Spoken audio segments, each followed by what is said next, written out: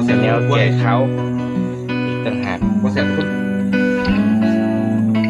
เอามาส่ง อืม บ่ถูก อืม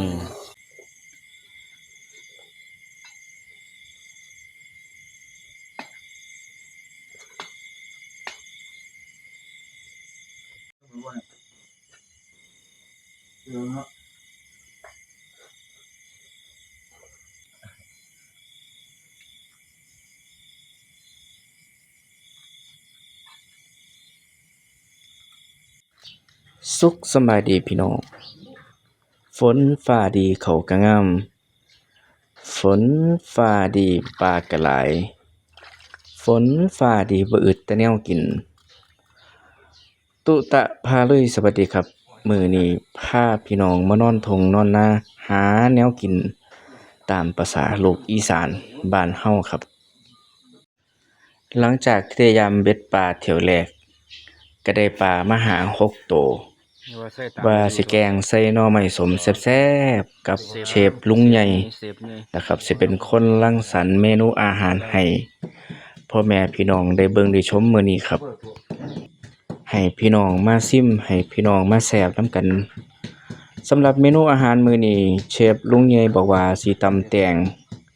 ใส่บักพริกหลายๆ3 คนก็ตามอายุว่าซั่น100 กว่าพุ่นล่ะเพิ่นว่าเอาชนิดว่าเผ็ดตายบ่เอาเรื่องว่าซั่นกับอีกเมนูหนึ่งที่ได้ปลาตอนยามเบ็ดมามีปลาดุกปลาคอปลาหมอปลาเข็งนะครับสิแกงใส่หน่อไม้ส้มใส่ผักกะแยงแซ่บๆนำกันเฮ็ดกับข้าวอยู่ไร่อยู่นาบ่ต้องพิถีพิถันหลายดอกเนาะครับพี่น้องได้หยังก็จับใส่ตำแตงก็มีบักเขืออยู่เด้อครับผมบักเขือเทศสุกๆแม่นตะเข้ากันดีผงชูรสก็มีห่อละ10 บาทใส่ตำแตง5 บาทใส่ต้มปลา5 บาทเบิดจ่อยพี่น้องเอ้ยเซฟลุงใหญ่ว่าคันบ่แซ่บ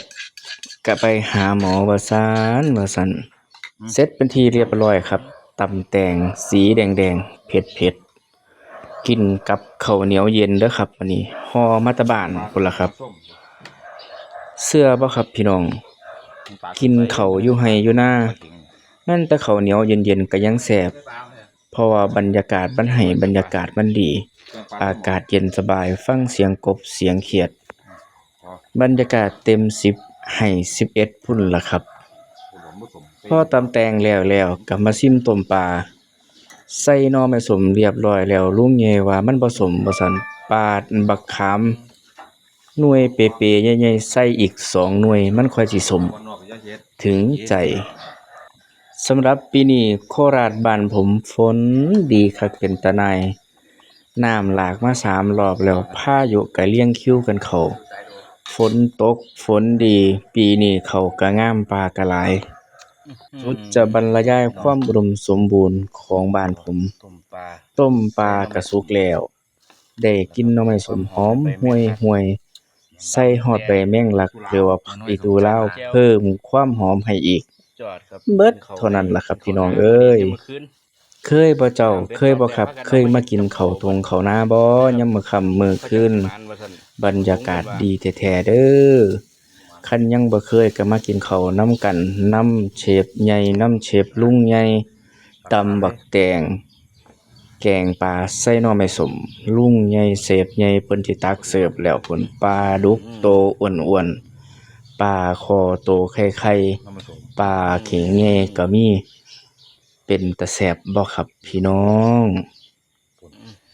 คันบ่แซ่บกันให้ไปหาหมอ